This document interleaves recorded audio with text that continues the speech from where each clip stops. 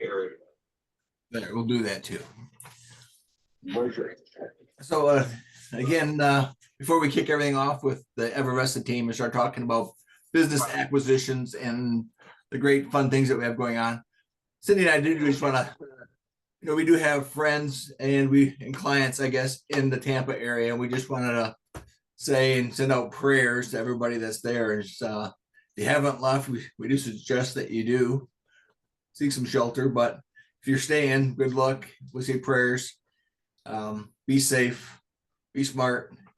Oh, looks like it's going to be a doozy. It looks like it's going to be a direct hit. So we'll see what tomorrow brings. But Ryan, I just want to bring you on and say, hey, this has been a big month. This has been a doozy of a month for us. Cindy and I have several fix and flips that fix and holds that we've had that went very, very well. We bought the house, had a contractor refinish them. They look beautiful, amazing, on time, on budget. And we had just this horrible time getting them refinanced so we can get our money back out to pay back our PML. And this is something that went on for a good 3 months. Title work issues, paperwork issues, changed lenders. The story goes on and on. Right? It just was a never-ending battle. So we finally got that last chapter closed this week. All the properties are refinanced, retitled, PML are all paid off. Great opportunity for us. We say thanks for all those people. But another great thing that happened, right, is Evervested. We closed on our first business acquisition fund. Well, not fun, but opportunity. So, hey, it's kind of one of the many reasons we're here tonight is to celebrate that and talk about what Evervested has going on. They're going to do a little rebranding, and I'll let Ryan talk about that more in detail. But Ryan, tell us about what happened and what's the next steps. Absolutely. So as Shane mentioned, we closed on our first business acquisition loan. We funded an e-commerce business for a borrower in the private equity space. We, as EverBridge, now EverBridge Capital, issued 100% of the financing, which was really attractive to the borrower and to our lenders as well because of the returns we're allowed to give our co-participants. We closed that last Friday, I believe. And Darren is currently working diligently on the refinance at that full acquisition price with our non-bank preferred SBA lender, a little young lady by the name of Victoria Pelka over at One Source Business Capital. Also happens to be Carl Allen's preferred non-bank SBA lender. We have an incredible relationship with them. And that's essentially the core thesis of our strategy, right? We provide the necessary liquidity to borrowers in the business acquisition space because there's just an abundance of deal flow, right? I'm sure you've heard the transfer of wealth that's going on and all these deals on the table, and they're there for the taking, but there's not really enough viable financing to support that in the forms of the necessary quick liquidity, right? So we offered our bridge. We got the borrower into the acquisition in a matter of, I believe it was 3 weeks we closed this one from the time everything lined up. And then we're already starting on the refi process, which I should probably mention is a part of our due diligence process, right? We won't issue a bridge loan until the SBA tells us, or more specifically Darren, hey, we can get you out of this in a certain period of time or less, right? So it allows us to provide the liquidity to the borrower and then roll our participants or our co-lenders' capital into another deal. So it's a really advantageous process for all parties, aligns interests of all parties, and we're really excited about closing this first one and all the additional opportunities we have coming down the line. And that was September for us. And we're currently looking at, I believe, 2 to 3 other deals that are about 70% through due diligence. So yeah, that's essentially what we did with Shane and Cindy and Darren Yee, my Chief Investment Officer. He's on the call as well. And that's EverBridge Capital. So I know, like, Cindy's like a pit bull sometimes, right? Trust me, I know. And she calls Ryan all the time going, Ryan, where's our deal at? Can we fund it? When's the next one? When's the next one? And I know where Cindy's coming from because we have people who are ready to roll. But I understand Evervested's point too, which is we love you and appreciate it, is the due diligence that you guys do is we have to make sure that, you know, this business is viable, the lender's viable. But more importantly, we don't say go until the SBA lender also gives the green light. So all these things have to be in alignment so that we know that at the end of the term, the exit strategy is the SBA lender comes in, brings the money to the table, and all the lenders get paid out. And those, we don't want to get moving too early and not have one of those pillars holding this whole thing up not in place. So we appreciate all the work that you all do behind the scenes, getting that ready. I know Cindy and I are always there going, come on, we want to go. But, you know, you're actually pumping the brakes because you want to make sure the deal is solid. And we appreciate that. Absolutely. And that's something, you know, because we prioritize preserving our investor capital and then making it profitable for all parties involved, right? That's our main and really only focus. And we'll never skimp on due diligence or compromise that process for speed. We just won't. We would rather throw out 15 deals and not do any, we'd rather not do the deal instead of forcing some type of deal and not making sure it's the most safe, effective investment vehicle possible. And we could accredit that a lot to Darren. Darren works countless hours doing so many moving things, making sure point A to point Z, and maybe I can let Darren speak on our due diligence process because that's really where Darren shines and makes it so safe for our co-lenders to come in and participate with us. Yeah, first off, thanks Shane and Cindy for hosting, and for those who made time to listen to us chat, I really appreciate it. So much like Shane said, I'm the Chief Investment Officer here at EverBridge Capital. I apologize, it still says Evervested, but we just made the transition on Monday. But either way, something that we really pride ourselves in is kind of the processes that we kind of work through in our due diligence process. Typically, just for a high level context of how these deals kind of come to us. So most of our deal flow actually does come from existing entrepreneurs. So that they're usually individuals who have owned their own business, right?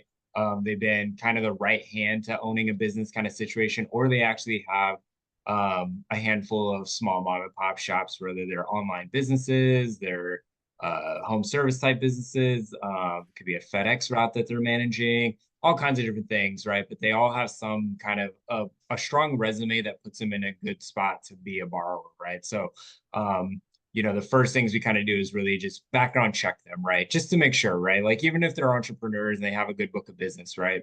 The last thing I want to do is potentially, you know, park anyone's capital into a loan where the borrower might have some financing fraudulent, you know, criminal record of some sort, right? Like that would be something that would be a kind of a giant red flag, right? Where, you know, someone we're looking at says, hey, you know, I have some felonies with money laundering, right? That's probably something that I'll probably include from what we do from our due diligence standpoint, right? But beyond just looking at the borrowers, right, we are looking at the deal in the context. So we go through a multi-phase underwriting process. That multi-phase starts with just some really basic financial overview, which is profit and loss statements last 3 years year to date, last 3 years of balance sheets year to date, cash flow statements if they have it, and then of course tax returns for the last 3 years. Those are kind of our initial underwritings on the particular deals that come our way. The biggest thing that we're looking for on our initial underwrite is how well does the business at first debt service, right? And so those are kind of the financials that we look at. And when I look at the debt service, I'm looking at debt service in two ways. The debt service that when they have a bridge loan with us, but also the long-term debt service, right? The long-term debt service, when we refinance out into an SBA loan or other commercial loan, the most important part of that is if it doesn't hit a specific debt service ratio on the refinance piece, our loan will almost never get refinanced out because the business itself won't support the loan, right? And when the business doesn't support the loan, the odds of you getting refinanced are slim to none kind of a situation, right? Because the business can't just support it. And no one's going to just go issue capital, right? And there's no support or cash flow to substantiate the loan, right? And this is the same that you would see kind of in the world of mortgage, right? So if you ever go and get a DSCR loan, right? DSCR loans don't look at the income per se of the individual. They look at the business or the potential income the business will generate, right? And then they issue a loan that's 80, like an 80-20 LTV, right? Kind of a situation. That's typically how, DSCR loans and the mortgage will work, right?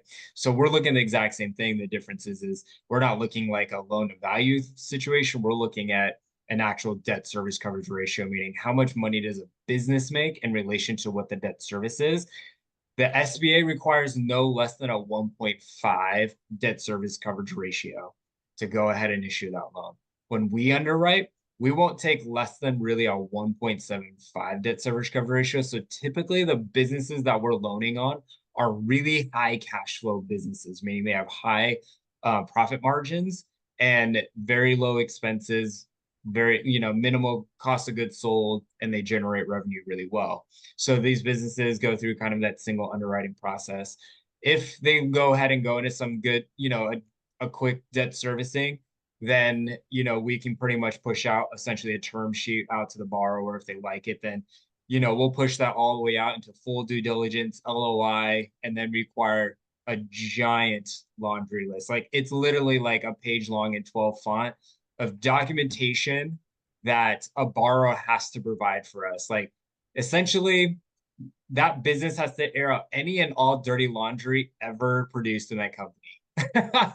And, and that goes from employee all the way through, they took a PPP loan in COVID, right? Kind of a situation. So we look at everything, the debt, anything and everything about that business, right? And so once we kind of clear all these pieces, right, that's like the longest part. That probably takes us 30 to 45 days just to weed through there. Once we get through there, then we'll also do a quality of earnings, which is a certified public accountant who verifies kind of the bank statements and all the cash that's coming in and out of that business is legitimate. Once the CPA says, hey, this is legitimate, we're good, we'll go ahead and go into a contract to be produced. We call it a definitive agreement with an attorney. They draft all that, and then it goes through an escrow process and we close.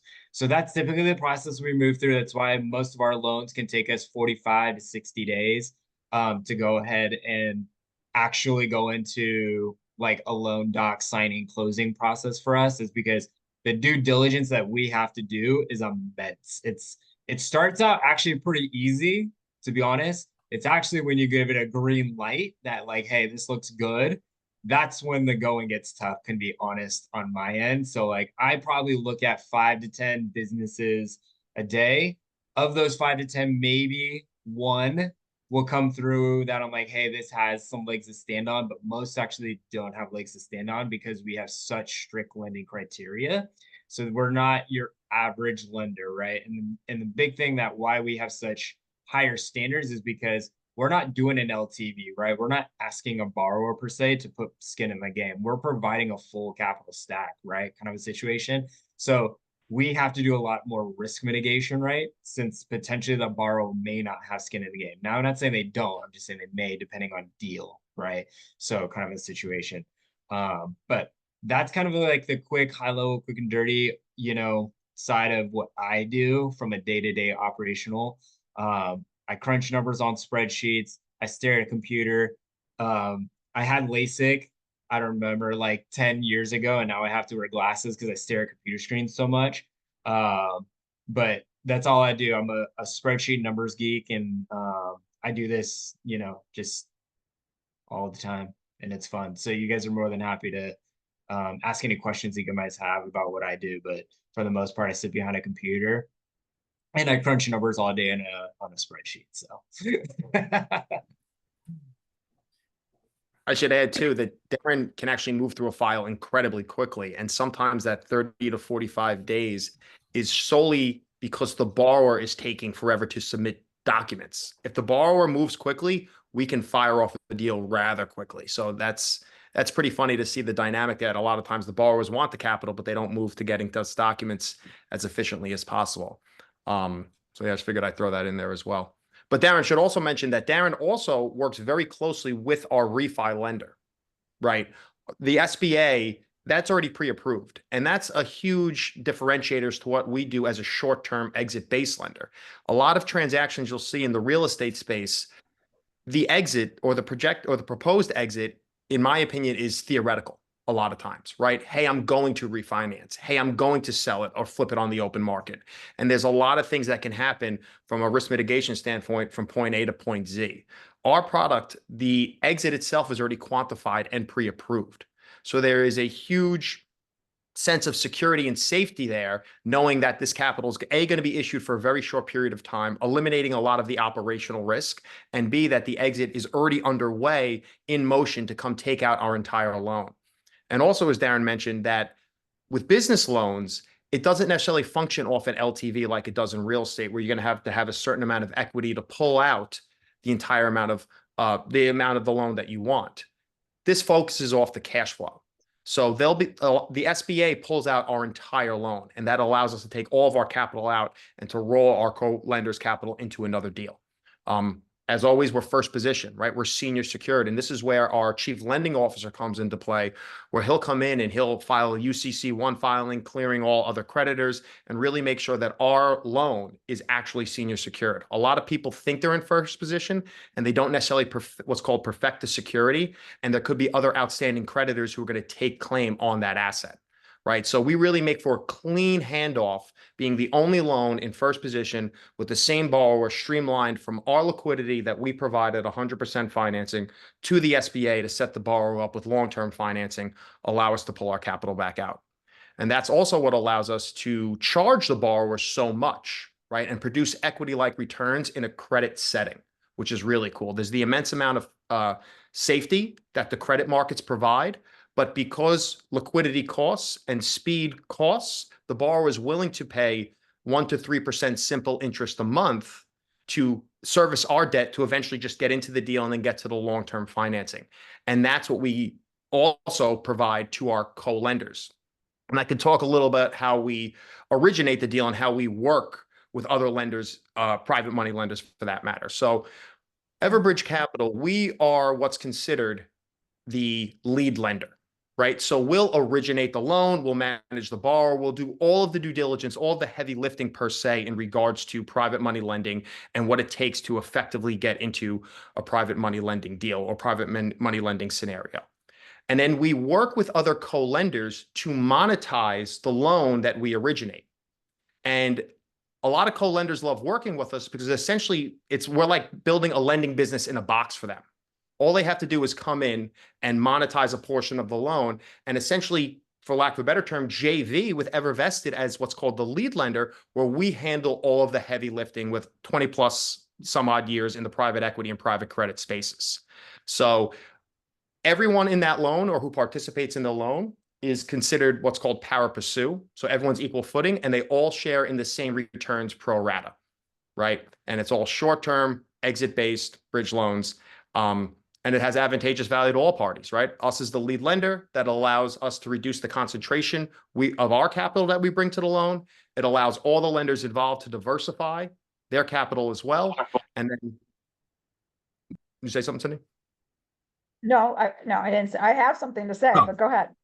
Oh, sorry. No, and that's pretty much it. So we're creating. Not only are we creating opportunity for others, there's advantageous value to ourselves. It allows us to put more liquidity into projects, reduce the capitalization of our own capital, and utilize a strategy that allows non-accredited participants to come in and work with us in a professional setting. Yeah. And that's really that right there. You just said it, the accredited, like this really, we're bringing an accredited investor fund to our non-accredited lenders, give the same kind of returns, which is amazing. Because we, as you know, I feel like all the accredited investors get all the good deals. I really do feel that way. But Ryan, can you explain, because you explained it so well, because we have a lot of people on this call that it's new. Business Sure. acquisition or business lending is very new. They only know real estate. I know you've explained it to me, but you explained it very well. How it's just so much safer lending to the business versus real estate, because real estate, you just don't know what Shane said in the beginning, right? I mean, it took forever to DSCR. So can Can you kind of explain that? Well, absolutely. So there's a lot of parallels, right? We're securing our loan in first position against an asset, right? Whether that asset be a piece of real estate, a business with hard tangible assets as well. Now, I think a lot of our security, especially with this type of loan product, comes in the nature of the loan, right? It being short term, we're underwriting the asset, and more importantly, we're quantifying the exit before we issue. My opinion, lending on businesses, especially in a short term, is a lot safer vehicle than lending on a real estate, right? Let's say a fix and flip for that matter. You're lending on a piece of property and all of your capital is concentrated into one deal and completely dependent on the quality of the borrower and the operator, right? That's a lot of concentration and a lot of things going into one particular person based on their performance. And a lot of things can happen from point A to point Z in regards to how this is going to go down. A lot of unforeseen issues, right? A fix and flip can take 4 to 6 to 8 months, or on things like a storm could hit. Now, where we're lending on businesses, it's very short term, right? Obviously, as Darren mentioned, we underwrite the borrower and the operator extensively, but that's not the secret to our sauce, right? Our loans are set up where that operational risk is truly mitigated because the exit is already quantified and in there, right? So there's a lot less things that can go wrong with the business itself, especially in a very short period of time, where a tangible asset in some instances like real estate, there's a lot of things that can go south, right? Someone could fall off a roof. Maybe they give up on the project and then all of a sudden that asset depreciates, right? Not all real estate appreciates all the time. Whereas it is very difficult, especially in a very short period of time, for a business to kind of fall off a cliff per se. So that's the safe security, but we have all the same security measures in regards to what you would have when you're lending on real estate. First position, promissory note, perfecting the security via UCC1 filing. So all of those things are feasible. We could foreclose on the asset. We can take control of the asset if we need be. We can liquidate the asset or liquidate it for its most valuable parts. We could also, if on the rare occasion, because we like to prepare for all options, in the rare occasion, the borrower does something stupid between the time we issue our liquidity and the time the refi hits, like he goes and gets arrested or takes out a loan on a Lamborghini and it, messes up the refi process. We could our chief lending officer can create an in-house refi where essentially he could repackage that note and sell it on the secondary market and we could recoup all our capital that way. Right. So there's a lot of additional exit strategies that we not only implement, but this strategy and this particular asset class allows us to do. So again, creating that safety of the credit markets with equity-like returns. Beautiful. Thank you for clarifying that, because I know that comes up a lot in my conversations, the difference. Absolutely. Between. And Cindy, I should two. mention too, obviously, this is not, and this is what's really cool about it. This is another way to look at it. You're not necessarily investing, right? And you're not accredited or non-accredited in this scenario. This is a co-lending opportunity, right? You guys are lenders and you're working right alongside EverBridge. And we're the lead lender and you're participants in this loan. Right. So that's what's really cool about it. And that's what allows us to brings it to more people as a whole. And, as if it's just a different vehicles to which we're presenting this as. We're originating what's called a loan participation. And you are lenders now. And it's a cool way to start your lending business or become a lender with all of the back office of EverBridge. Can you explain, because you mentioned it earlier, and I don't think people know who Carl Allen is and why, obviously, how this product that you guys created, the need for it. I mean, I know you said it earlier, but kind of reiterate that, Sure. Who Carl Allen is and how this particular product is helping out Carl Allen's mentorship, the group. Absolutely. So Carl Allen, the best way I could kind of describe him, and Darren, you could chime in here too. He's the Pace Morby of mergers and acquisitions. It's as simple as that. Pace is real estate. Carl Allen's the guy for private equity. It's as simple as that. And very early on, when Darren and I were kicking this idea around or kind of working through iterations of our thesis, Carl got wind of what we were doing. And he really helped and jumped in and kind of helped us, maximize the efficiency of the thesis and curate it to its full potential. And because of what happened on the other side of that, and because what happened, where we ended up when we flushed it out, Carl was just so excited because his community, much like Sub 2, is a bunch of people or people running around trying to secure deals, just like they are in real estate. But where's the hole? Where's the gap in the market? The financing, right? The SBA is a nightmare for the acquisition side, or people are borrowing from grandma, or, it's just not smooth. It's not, clean. It's not, that doesn't make for a smooth transaction. So we really filled a gap in the market there. And Carl was like, you guys have to come in and join my community. And, he actually brings Darren on what he calls red light, green light, which is kind of similar to a Shark Tank experience, which he does every Thursday. And Darren sits and he looks at deals and he underwrites. And, we are an integral part to a lot of what goes on with Carl Allen's community, especially because our product provides a service. And Darren, if you want to talk about Carl and kind of what you do over there as well, because Darren's heavily involved. Yeah, I mean, the nature of what we did was really solving the gap of liquidity, right? So when you go down and you get an SBA loan or any other commercial loan for financing, right? Like unless you're unique and you have a VA loan, right, in real estate where you can get 0% down to buy a house, right? Well, that's going to be standing true for business acquisitions as well, whether it's an SBA loan or a commercial loan. You're going to bring liquidity to the table, right? Some people just don't have the liquidity to do it, right? And so there becomes a gap funding need, right? But even then, some people don't necessarily want to provide a gap funding in a second position, right? If you're in the real estate world, like a second position, you really have to underwrite to make sure there's enough equity in there if there was a foreclosure process started, right?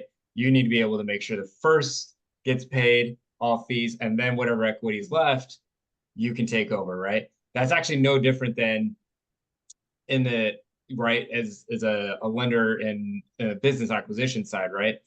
If they're going to come in the first and you got to go raise the gap for a second, that gap still needs to be that, is there enough liquidity or cash flow to substantiate a second lien position, right?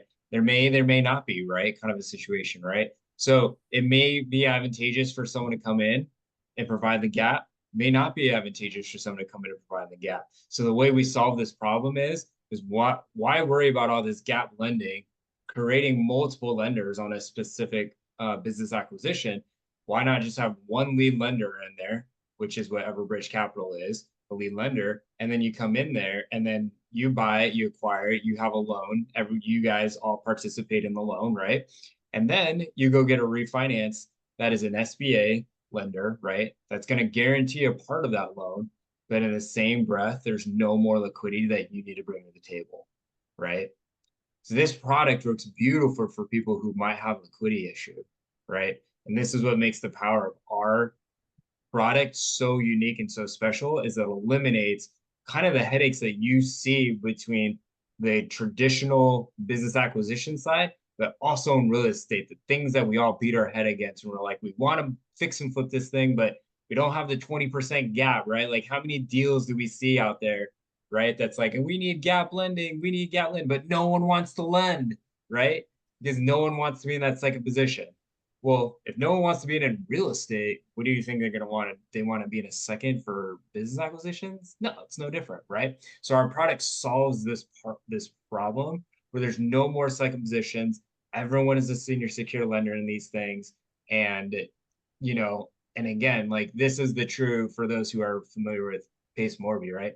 This is probably the closest thing that you'll get to a true zero down product where you can zero down, buy a business without having to take multiple lien positions, credit card debts, etc. You get one debt financer from beginning to end. So, yeah. And I'll just add real quick too. I know Darren mentioned, and we've been mentioning that the SBA is a nightmare for an acquisition, right? But from a refi perspective, it's actually pretty cool. Right. And that's why our product is so valuable. We actually have our SBA lender throw us deals and she'll say to us like, hey, guys, can you get in here first and then throw it to me to let me do my thing? Right. Because we get in there, we clean it up, we become the senior secured lender, and then we make the seamless transition. And they really only have two sets of criteria. And this is why our co-lenders love working with us so much. And this is why we can produce these returns. A, the SBA just needs to know when they take out our loan, can they service the debt of the business, right? That's a given. They're going to want to be able to service the debt regardless.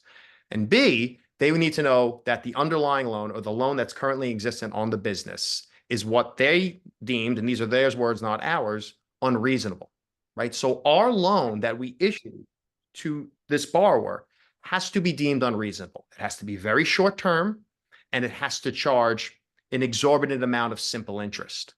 And that's what allows our co-lenders to participate in these equity-like returns right along with us.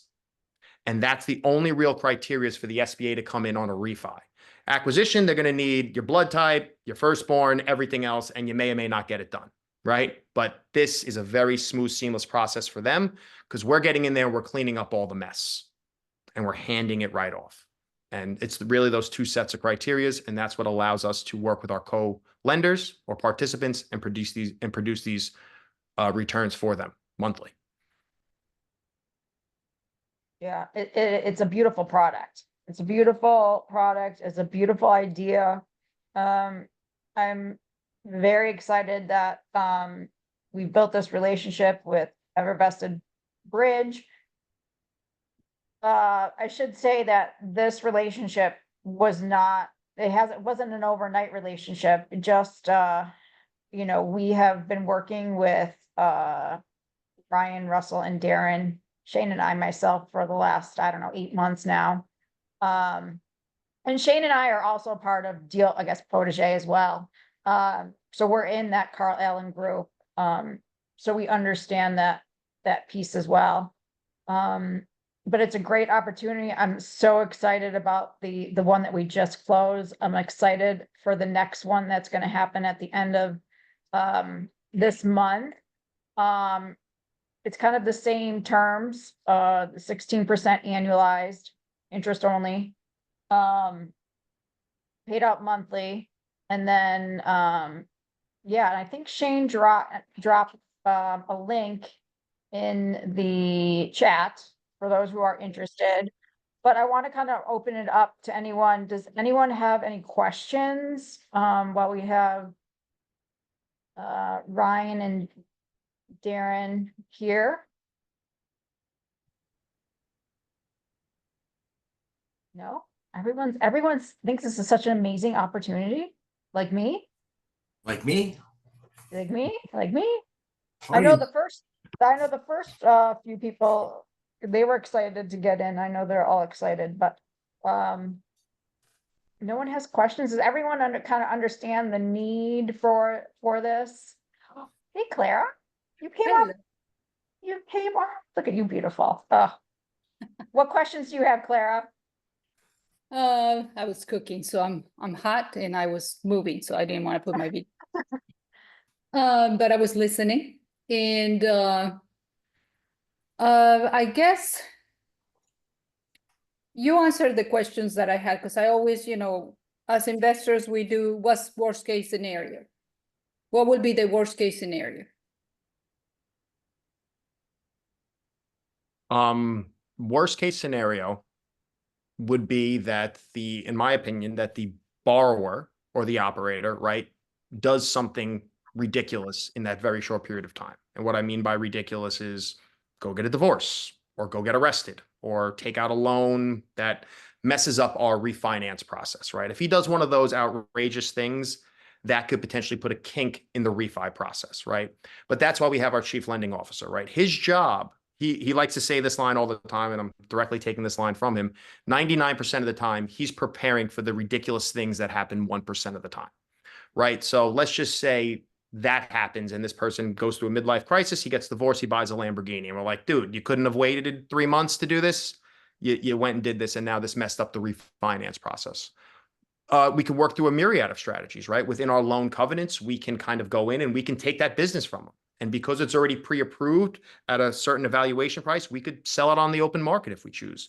We could also foreclose on the business, right? And then sell it off for its most valuable parts. A lot of times with MMA, you can sell off the business and recoup a lot of your capital without even selling the business, right? You could sell a lot of its tangible assets, which is a pretty cool element as well. Or like I said, this is a pretty cool strategy that our chief lending officer participates in. He'll just do what's called an in-house refi, and he'll repackage the paper himself. He'll repackage the loan, and he'll take it to a secondary market of a lot of people buying up notes. And he'll make it a little bit more attractive, a little bit more long-term, and he'll sell the paper, and it will recoup the investor capital that way.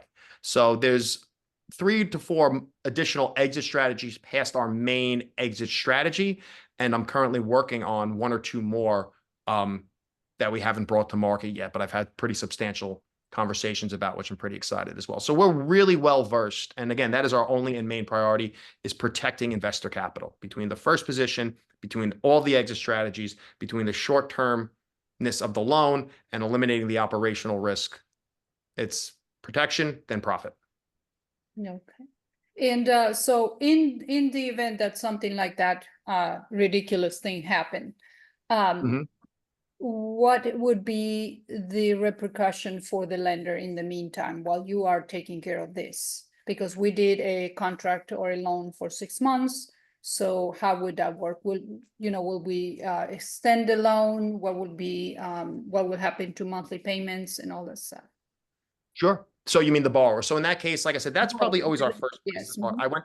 I went to a lot of the extremes, right? But you hit it right on the head. That's our first place to start is, hey, listen, do you need another month, right? And we would charge additional interest for the month, right? Because if we can just get it done if we write the loan to mature in 6 months and we can get it done in 7 because it was just a little hiccup and we charge a little extra interest, everybody's happy, great. That's always our first attempt. And we do have those written into our loans as well, where there's additional penalties each month that they are in what's called default, right? And then we could take it to the extremes if need be. So there's really no shortage of ways that we can get our capital back out. And those are written right into our docs.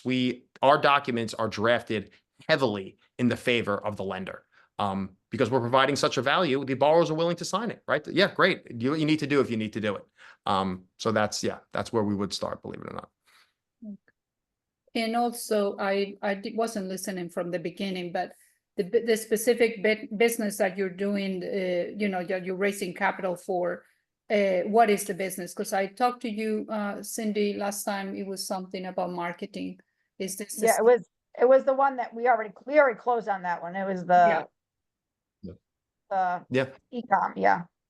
E-com. So we're seeing a lot of different type of businesses, right? I don't want to say that we are industry agnostic. A lot of the businesses we'll lend on mirrors pretty much the SBA, right? So there's certain businesses the SBA won't touch, we won't touch those either. And maybe Darren could touch on, a lot of the businesses that he's seeing and a lot of the business that he particularly likes and what we have coming down the pipeline in the next 2 to 3 months. So, but for today, like specifically, like if I wanted to invest right now, what type of business will be? What Okay, so business you have, gotcha. like right now? Most likely the next business, Darren, would be either a cabinet business, which could be done in late October, early November, and then in and around the same timeline would be, I believe it's a CBD business, Darren. Are those the two ones? E-commerce CBD business, yeah. E-commerce CBD. Yep. Okay. And what's really cool about our product and how we do it, and this may sound a little weird, the business itself is, I don't want to say irrelevant, but it's almost irrelevant to the processes, right? Our processes is the same for every type of acquisition we lend on. So it's almost irrelevant. As long as the cash flow is there and Darren can see that the cash flow has been there for X amount of years and it fits all of Darren's underwriting criteria, the business itself is, again, don't want to take my words here too seriously, but almost irrelevant to our thesis. Our thesis produces the same result each time, and that's why our product is so scalable, right? And that's why that's what brings a lot of our opportunity as well. We can lend on a lot of different types of businesses, just the way the SBA can lend on a lot of different types of businesses, right? So it's more of a thesis than a particular niche in regards to industry. We get the same result regardless of the business. I see. Thank you. Absolutely. So again, it's those business fundamentals, as long as those are solid. The strategy behind how that business got to those fundamentals may vary, but the results are the same. As long as we are coming with the profit, with the stability, with the track record. Yep. Absolutely. Does anyone else have any question or more questions before? Guess it's kind of dinner time for some people. Before we exit, this Zoom. What is so you are just now raising capital, but do you have a deadline for those 2 businesses that you are talking about? So right now, Darren, I want to say is probably 70% through due diligence on the two ones we're going to be focusing on. He'll probably have a definitive closing date. What would you say in the next week and a half, Darren? Probably. Yeah, probably next week and a half.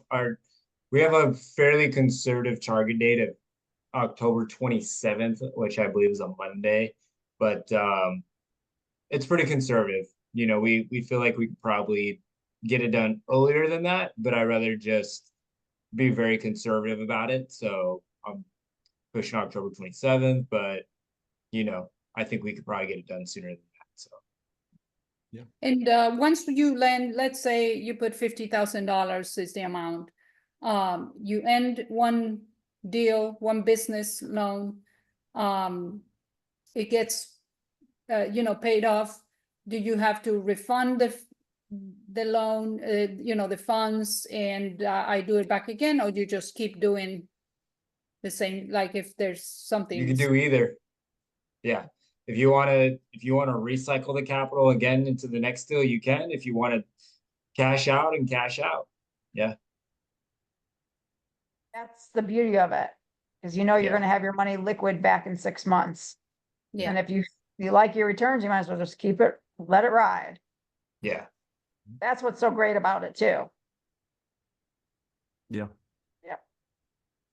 Yeah, we're already getting a lot of inquiries as how we can a little bit more substantially work with some of our co-lenders for an extended period of time where we don't have to continue to check in.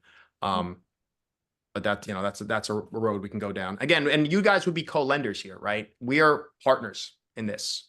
We're the lead lender, and Clara, you would be what's called a participant or a co-lender with us, right? And it's a JV agreement. It's essentially, again, it's not a JV agreement, but it's like a JV agreement. We're lending together. Right? Like, let's just say we have $1 million loan and Evervested is doing all the heavy lifting, right? We're doing the due diligence. We do all the stuff that allows you to come in and essentially be a bona fide private money lender because you're leveraging our back office. You're our partner now. And we're doing all the due diligence and all the nonsense nobody wants to deal with. And we have the expertise in it as well. And it allows everyone to participate, power pursue. So let's just say we had $1 million loan and Cindy participated for 300 grand and Darren came in for another 300 and Clara, you came in for the remaining 4. It's not like Darren's going to be in first position or you're going to be in first position. You're going to receive your returns pro rata, right? So whatever the return is, everyone's going to receive it equivalent to what they put in. And we're all in first position or senior secured together in this loan together, which allows you to diversify your own capital, right? You're getting into bigger acquisitions by allocating less as a co-lender. And now you could also leverage us as a back office, which is a pretty cool element to it as well. And that's what a lot of people are doing. They're essentially becoming private money lenders overnight by saying, hey, I'm working with the EverBridge crew. Are there any tax benefits on this for the lenders? Like depreciation? No. Anything? No. No, Darren would know more, but no, not like depreciation or anything like you would get in real estate. No, yeah. I mean, you're a lender in this situation. So again, a lot of people asks that tax question, and I would say, refer back to your CPA, honestly. And, if they have a creative way to make it a tax benefit, I'll leave it to your CPA to be the creative one. Yeah. We actually, and I'll just say this, because I know everyone has to go. We actually have a scenario coming up where the borrower themselves, who we're lending to, they were so intrigued by our product. They're actually they're borrowing, they're buying the deal, and we're giving them the loan and lending on the deal for them.